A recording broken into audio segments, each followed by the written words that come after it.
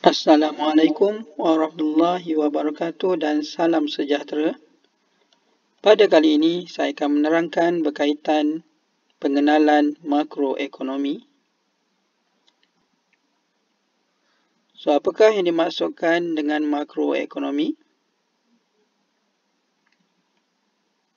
Makroekonomi merupakan kajian kegiatan ekonomi secara menyeluruh ataupun agregat yang melibatkan pemberi ubah ekonomi seperti pendapatan negara, guna tenaga, inflasi dan imbangan pembayaran. Dalam makroekonomi, ia akan mengkaji interaksi antara isi rumah, firma, kerajaan dan sektor luar, iaitu unit ekonomi, secara menyeluruh dalam menentukan tingkat pencapaian ekonomi. Pemboleh ubah ekonomi merupakan data statistik mengenai kegiatan ekonomi yang digunakan sebagai alat pengukur untuk menilai prestasi ekonomi sesebuah negara.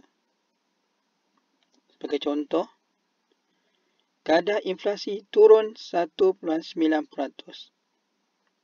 Kadar inflasi, semakin kecil kadar inflasi, so ia akan menunjukkan semakin baik ekonomi negara tersebut. Kadar pengangguran meningkat kepada 5.3%. Semakin besar kadar pengangguran, so ia akan menunjukkan ekonomi negara tersebut tidak berapa memberangsangkan. KDNK menyusut 2.7%. KDNK merupakan keluaran dalam negara kasar. Semakin besar nilai KDNK, semakin baik ekonomi negara tersebut. Malaysia mencatat pertumbuhan ekonomi 4.6%. Semakin besar nilai pertumbuhan ekonomi dan bernilai positif, menunjukkan ekonomi negara tersebut semakin baik. Jadi, nilai-nilai ini menunjukkan sama ada ekonomi sebuah negara itu semakin baik ataupun sebaliknya. Okey, data mengenai ekonomi negara boleh diperolehi di laman web Bank Negara Malaysia di www.bnm.gov.my dan juga di laman web Jabatan Perangkaan Malaysia di www.dosm.gov.my.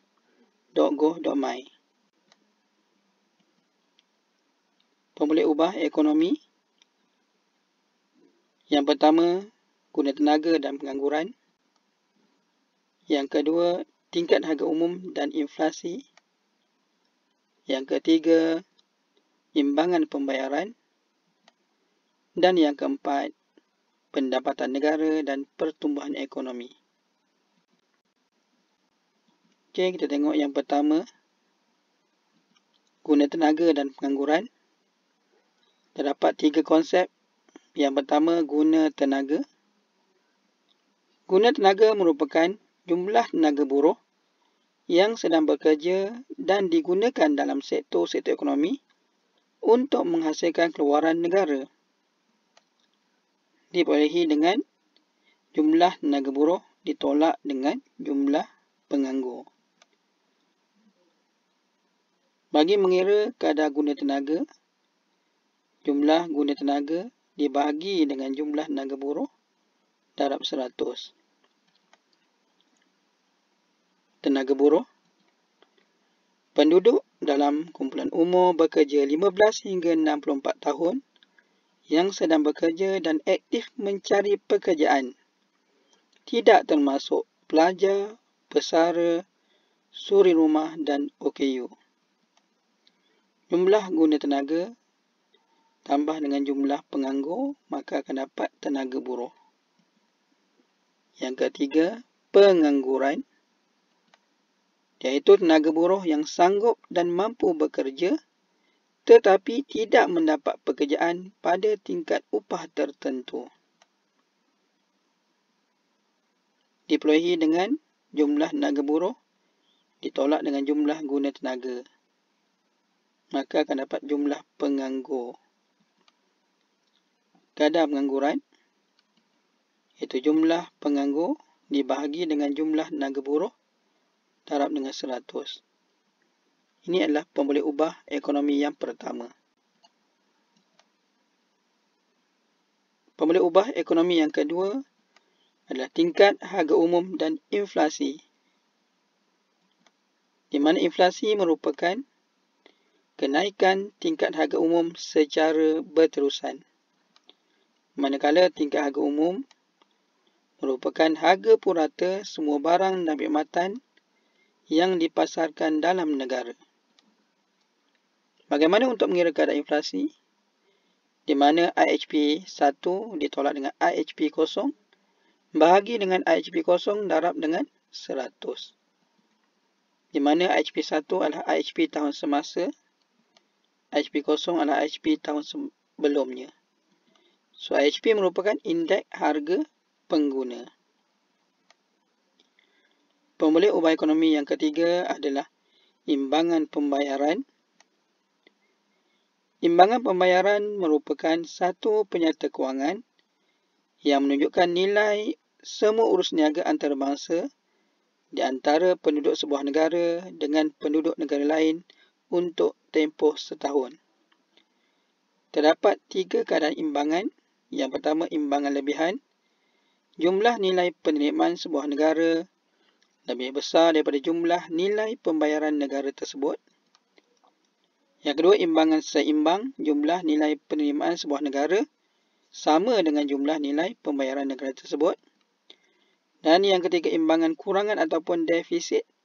Jumlah nilai penerimaan sebuah negara kurang daripada jumlah nilai pembayaran negara tersebut. Manakala pemboleh ubah ekonomi yang keempat adalah pendapatan negara dan pertumbuhan ekonomi. Pendapatan negara merupakan jumlah nilai barang-barang dan perkhidmatan akhir yang dapat dihasilkan oleh sesebuah negara dalam tempoh 1 tahun.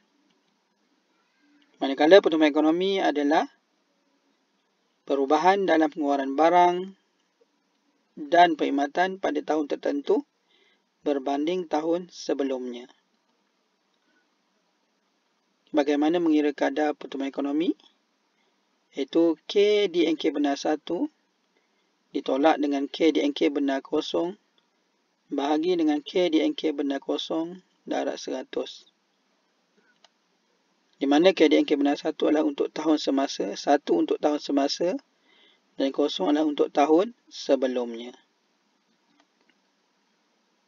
Jadi terdapat 4 pemboleh ubah ekonomi.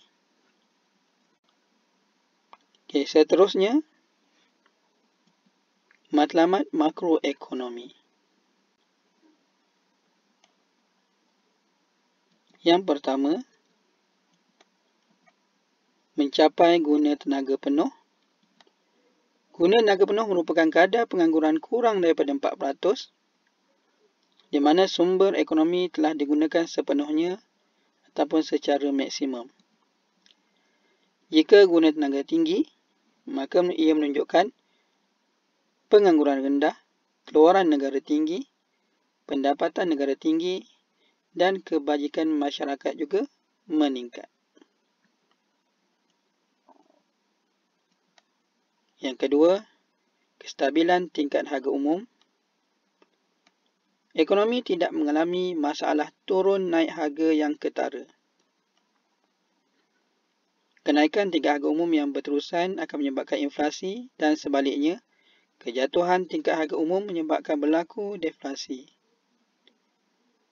So, apabila tingkat harga umum stabil, ia akan menyebabkan kestabilan terhadap pendapatan benar, kuasa beli pengguna, nilai wang dan juga dari segi kos sara hidup. Yang ketiga, memperbaiki imbangan pembayaran. Memastikan imbangan pembayaran adalah lebihan ataupun seimbang. Jika berlaku imbangan pembayaran lebihan atau seimbang, ia akan menunjukkan kestabilan dari segi kadar pertukaran mata wang asing. mengukuhkan rizab negara, memperbaiki keadaan syarat perdagangan iaitu harga ekspor dan import, dan mengurangkan aliran modal keluar. Dan matlamat makroekonomi yang keempat adalah meningkatkan pertumbuhan ekonomi. Pertumbuhan ekonomi menunjukkan peningkatan dan perkembangan dalam kegiatan ekonomi yang menyebabkan pertambahan jumlah pengeluaran barang dan perkhidmatan. Apabila berlaku pertumbuhan ekonomi, ia dapat mencipta peluang pekerjaan, meningkatkan taraf hidup dan akan menggalakkan pelaburan asing dan swasta, sama ada dalam ataupun luar negara. Bagi mencapai matlamat tersebut, kerajaan akan melaksanakan dasar-dasar tertentu bagi mencapai matlamat yang telah ditetapkan. So, yang pertama, dasar fiskal. Yang kedua, dasar kewangan. Yang ketiga, dasar kawalan langsung. Dan yang keempat, dasar sebelah penawaran.